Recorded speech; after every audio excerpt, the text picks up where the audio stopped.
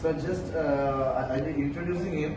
Sir is Professor Swadesh Ranjan Samanta. He is adjunct professor of education department and he was also head of the department of physics. So I guess he told me that he will come here. Yes. So I have been late because he is doing. No problem. Please.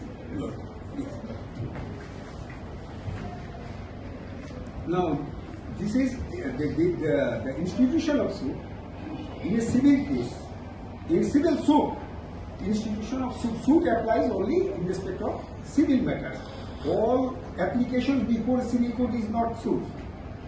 Suit means which are classified as suit where issues will be framed and the matter will be adjudicated and decided in finally, so that in future no litigation may be filed on the said ground. Understand?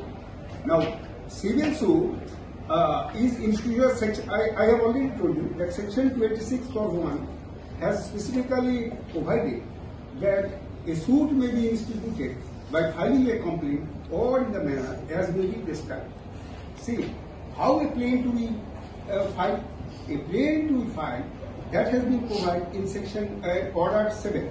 You know, have you gone through order 6, rule 7? Order 6 deals with predicts. Order 7 deals with plaint. Institution of suit has to be filed by your plaint, and the plaint has been plaint has been explained in order 7. Order 6 deals with pleadings. See, plaint may file, a person who filed plaint before a court of law, civil court, is called plaintiff. Now, plaintiff filed the plaint before a court of law.